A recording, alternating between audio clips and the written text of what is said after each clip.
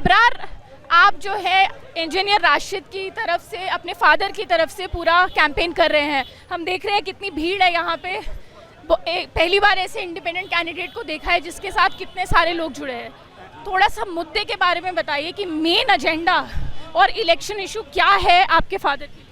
یہ میرا کوئی مین ایجنڈا نہیں ہے. میں آج بس نکلا ہوں ایک فرزند کی حیثیت سے اپنا جو ہے فرض نبھانے کے لیے. میرا والد پچھلے 5 سال سے تہاڑ جیل میں بند ہے اور آج مجھے موقع ملا کہ اس الیکشن کے ذریعے, اس ووٹ کے ذریعے میں ان کو یہ جیل سے باہر نکال سکتا ہوں. تو میں اس موقع کا پورا فائدہ اٹھانا چاہتا ہوں اور میں لوگوں کے پاس جا رہا ہوں. اور آپ خود دیکھ رہے ہو کہ لوگ ہم سے خود جڑ رہے ہیں.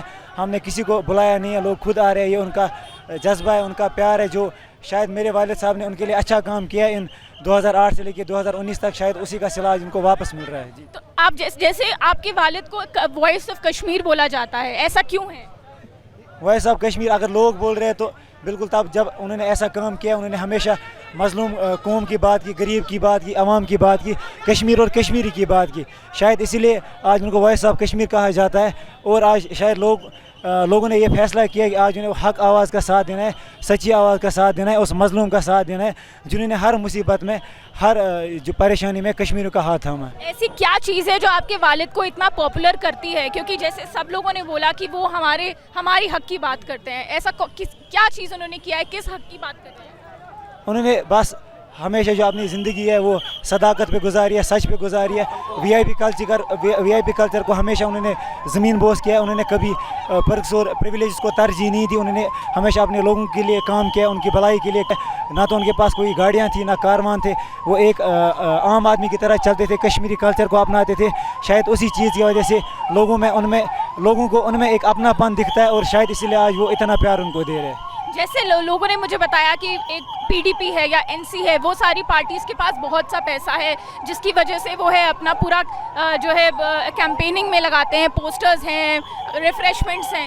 یہ کیمپیننگ لوگ بول رہے ہیں کہ آرگینک ہے, دیٹ مینس کہ لوگوں نے اپنا پیسہ لگایا ہے, پوسٹرز بھی خود سے بنائے ہیں. اس کے بارے میں تھوڑا سا بتائیے. جی بالکل, آپ نے صحیح فرمایا. ہماری اپوزٹ میں جو پارٹی ہے, پہلے تو میری کوئی ذاتی لڑائی کسی سے نہیں ہے, نہ این سی سے, نہ پی سی سے, نہ عمر صاحب سے, نہ سجاد صاحب سے, نہ کسی اور سے.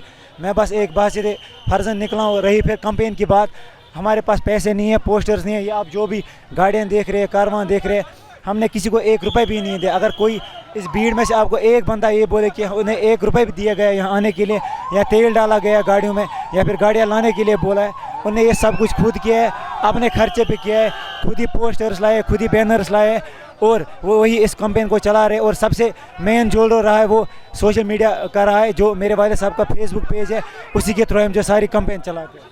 آخری سوال ابرار, جیسے ایک جو مینیفیسٹو ہوتا ہے پارٹی کا, این سی کا اپنا, جیسے انہوں نے بلایا الیکشن کا مین مدعا ان کا 370 ہے, ایسا آپ کا بھی کوئی مینیفیسٹو یا کسی طرح کا کوئی پرومسز جو آپ کر رہے ہیں جنتا سے اگر آپ جیت جاتے ہیں؟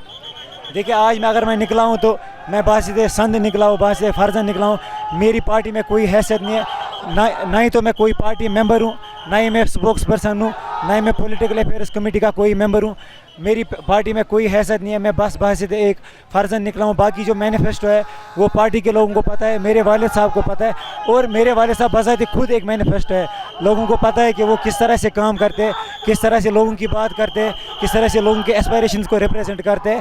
اور لوگوں کو شاید وہ سب پتہ ہے کیونکہ انہوں نے ان کا جو کام ہے وہ اسمبلی کے اندر دیکھا ہے آج تک, 2008 سے 2018 تک. تو لوگوں کو پتہ ہے کہ انہوں نے کیا کیا ہے اور وہ کیا کر سکتے ہیں, اور شاید اسی کا جو ہے لوگ آج ہم سے اتنا جڑ رہے ہیں اور ہمارے ساتھ آ رہے ہیں. ان کے مین کاموں کے بارے میں تھوڑا سا بتا سکتے ہیں؟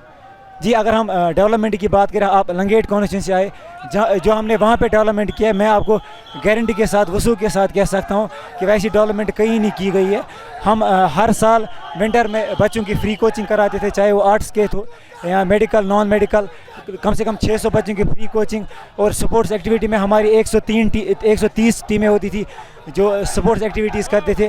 آڈیٹوریم, گراؤنڈز, اسٹیڈیمز, باقی جو بھی ہے, یہاں بچوں کا فیس ہوتا تھا, اسکول کا, کالج کا, یا ہسپتال میں بیمار کا علاج, اور باقی جو بھی ایسپائریشنز تھی لوگوں کی, جو بھی ان کے دکھ درد تھے, انہوں نے ہمیشہ جو بھی پلیٹ فارم ملا, چاہے اسمبلی کے اندر یا اسمبلی کے باہر, انہوں نے ہمیشہ لوگوں کی بات کی ہے. چلیے, شکریہ ابرار.